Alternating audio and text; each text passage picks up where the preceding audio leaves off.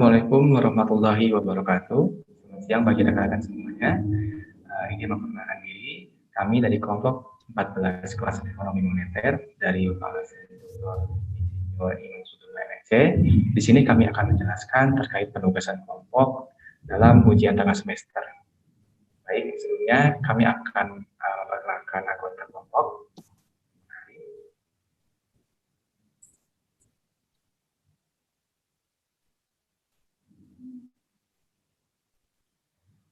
Untuk kelompok 14, jadi dari saya sendiri, yaitu Yusuf Arianti, kemudian ada rekan saya, Kurnia Rahmi, kemudian ada Nurfianti Syawati, kemudian ada Gria Aulia Ramadhanika, kemudian ada Kania Dwi, dan Nyoman Despi.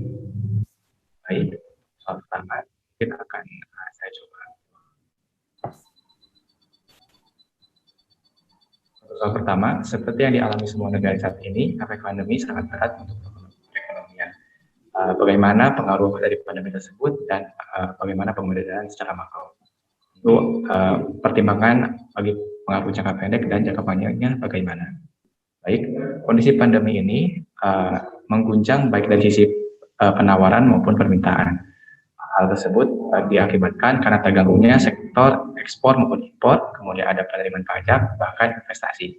Kondisi tersebut berdampak pada penurunan baik pada demand maupun supply dari suatu negara.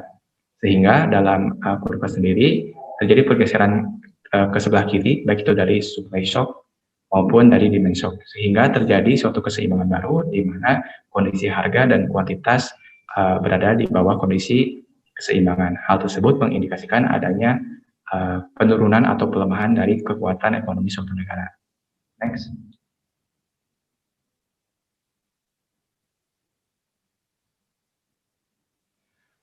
Dengan kondisi tersebut, pemerintah perlu menetapkan kebijakan untuk meminimalisir bahkan mengentaskan kondisi guncangan tersebut. Salah satunya dalam jangka pendek, hal tersebut dapat dilakukan dengan meningkatkan agregat demand, di mana berfokus untuk pergeseran agregat demand ke sebelah kanan.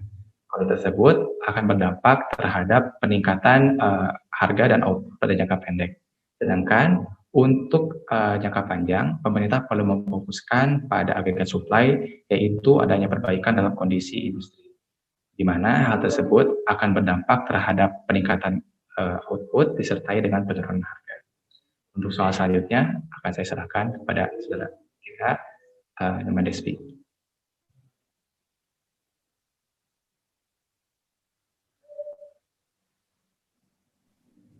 Oke, baik. Selanjutnya akan dilanjutkan oleh saya, yaitu menjawab nomor soal 2. Soalnya adalah dengan dua fungsi demand for money yang berbeda seperti pada soal individual pada nomor 1, bagaimana Anda mendesain kebijakan moneter pada saat kalau money sebagai intermediate target dan yang kedua kalau nominal interest rate sebagai intermediate target. Nah, salah satu kebijakan yang diterapkan untuk mengatasi keterpurukan ekonomi akibat pandemi COVID-19 dengan kebijakan moneter ekspansif. Kebijakan moneter ekspansif ini dilakukan untuk meningkatnya jumlah uang yang beredar dengan tujuan meningkatkan daya beli masyarakat pada saat perekonomian mengalami resesi. Nah, terlihat pada gambar yang di samping, saya akan menjawab pertanyaan kalau money sebagai intermediate target, maka kebijakan moneternya yaitu pada pandemi COVID-19, maka pendapatan negara atau yang disimbolkan dengan Y akan menurun. Dan hal ini menyebabkan kebijakan ekspansif. Maka dari itu, money supply akan maka money supply naik dengan cara membeli surat berharga dari masyarakat. Hal tersebut menyebabkan kurva LM bergeser ke kanan bawah dan akan meningkatkan pendapatan negara. Nah, yang kedua, untuk menjawab kebijakan moneter jika nominal interest rate sebagai intermediate target. Nah, pada saat pandemi COVID-19, maka pendapatan negara akan turun. Nah, pendapatan negara ini turun, maka kebijakan moneternya melakukan kebijakan ekspansif dan dengan melakukan interest rate menurun. Dan jika interest rate menurun, maka money supply naik agar investasi juga bisa naik dan menyebabkan kurva LM bergeser ke kanan bawah agar pendapatan naik kembali. Selanjutnya untuk menjawab pertanyaan nomor 3 akan dilanjutkan oleh Viryal.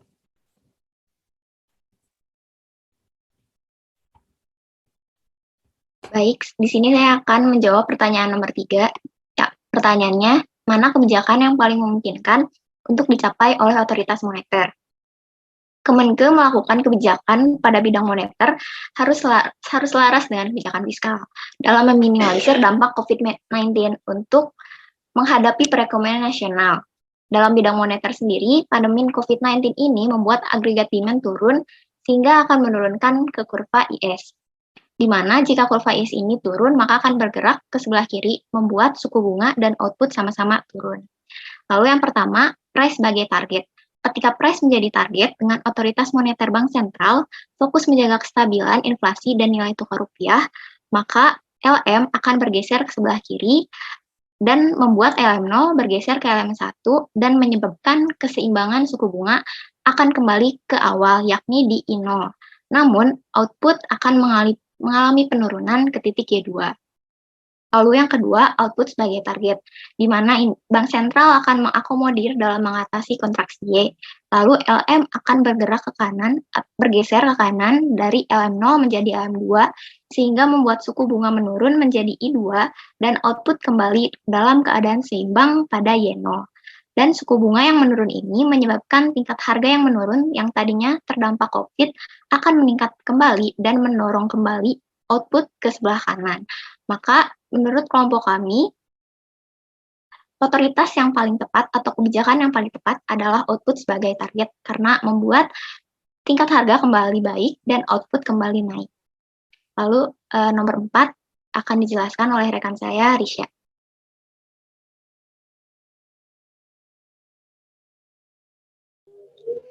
Baik, selanjutnya saya akan menjelaskan jawaban dari pertanyaan nomor 4, yaitu apa yang terjadi seandainya MPC turun sebagai bentuk terjadinya penurunan consumer confidence. Lalu apakah penting untuk mempertahankan consumer confidence? Consumer confidence merupakan salah satu indikator untuk mengukur tingkat optimisme konsumen terhadap performa perekonomian. Penurunan pada consumer confidence akan membuat konsumen ragu untuk membelanjakan pendapatan yang didapatkannya sehingga konsumsi menurun. MPC sendiri menunjukkan berapa besar perubahan konsumsi tiap perubahan pendapatan disposable atau pendapatan siap pakai. Dari persamaan di atas, ditunjukkan bahwa MPC dipengaruhi oleh perubahan dari konsumsi dan pendapatan. Apabila konsumsi masyarakat menurun, maka akan menyebabkan tingkat MPC menurun. Marginal propensity to consume berhubungan terbalik dengan marginal propensity to saving. Hal itu menunjukkan bahwa penurunan MPC akan meningkatkan MPS dari masyarakat. Penurunan MPC akan mempengaruhi masyarakat dalam mengalokasikan pendapatannya, yang semula untuk konsumsi dialihkan untuk ditabung. Akibatnya, tabungan akan meningkat. Konsumsi sendiri merupakan salah satu komponen pembentuk pendapatan nasional atau aggregate expenditure. Apabila konsumsi masyarakat menurun akibat dari penurunan consumer confidence, maka aggregate expenditure atau GDP juga akan menurun. GDP yang menurun menunjukkan performa perekonomian suatu negara menurun, sehingga nilai mata uang negara mengalami penurunan. Oleh karena itu, consumer confidence sangat penting untuk dipertahankan atau bahkan ditingkatkan, sehingga akan meningkatkan daya beli masyarakat agar perekonomian suatu negara terus berjalan. Untuk soal nomor 5 akan dijawab oleh teman saya, Kania. Bagaimana kalau expected inflation mengalami kenaikan atau penurunan? Pengaruhnya terhadap keseimbangan turunan umum apa?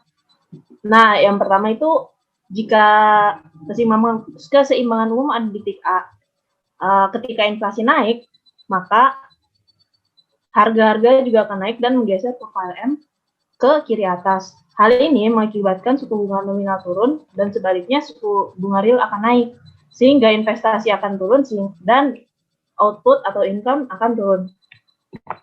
Dan menggeser keseimbangan baru berada di kiri atas di titik B. Yang kedua, jika inflasi turun, maka harga-harga juga akan turun dan konsumsi akan meningkat. Menaikkan likuiditas money, supply, dan menggeser supply RM ke kiri atas. Ke kanan bawah. Yang mengakibatkan suku bunga real akan turun dan akan banyak investasi masuk sehingga harga lebih murah dan output akan naik. Dan bergeser, keseimbangan baru bergeser ke titik B. Selanjutnya akan dilanjutkan oleh teman saya, Yose Saryati. Baik, untuk soal ke-6, apakah keringanan pajak yang diberlakukan oleh pemerintah dapat mengurangi dampak dari COVID-19 dan dilema apa yang sedang dihadapi oleh pemerintah itu sendiri? Baik, dengan kondisi ada keringanan pajak, tentu kondisi tersebut akan bermanfaat bagi keberlangsungan dunia usaha. Mengingat kebijakan ini ditunjukkan untuk mengurangi beban pelaku usaha, baik UMKM maupun non-UMKM. Bagaimana transmisi dari kebijakan tersebut, yaitu di mana ketika adanya pengurangan pajak, maka dapat meningkatkan dari kemampuan dari konsumsi, baik itu individu maupun masyarakat suatu negara secara keseluruhan, di mana dengan kondisi tersebut diharapkan dapat menjadi perangsang bagi dari agregat demand dari suatu konsumen, di mana tentunya dapat menumbuhkan pertumbuhan ekonomi. Hal tersebut secara real dapat dilihat dengan adanya kebijakan dari non-pajak dari setiap pembelian unit mobil terbaru. Kondisi tersebut salah satunya diberlakukan untuk meningkatkan aktivitas pertumbuhan ekonomi melalui insentif melalui pajak. Namun, ada dilema yang didapatkan oleh pemerintah, di mana dengan adanya keringanan pajak tersebut dapat meningkatkan beban bagi pemerintah dikarenakan mengecilnya pendapatan potensial pemerintah melalui pendapatan pajak, di mana tentunya hal tersebut dapat meningkatkan beban dalam pengendalian COVID-19.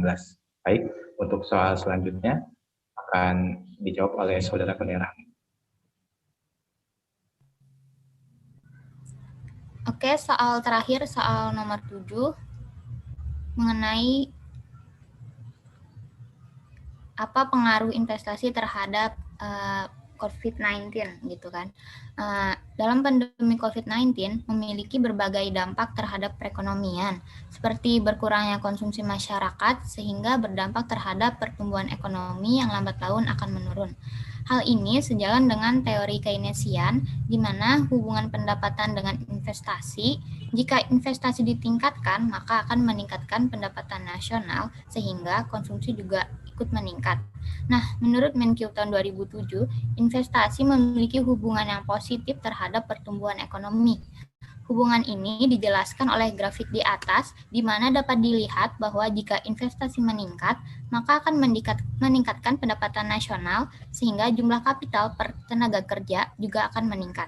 Sehingga dari kedua teori tokoh ekonomi di atas, dapat disimpulkan bahwa meningkatkan investasi di masa pandemi dalam jangka panjang akan membuat pertumbuhan ekonomi meningkat melalui peningkatan pendapatan dan konsumsi.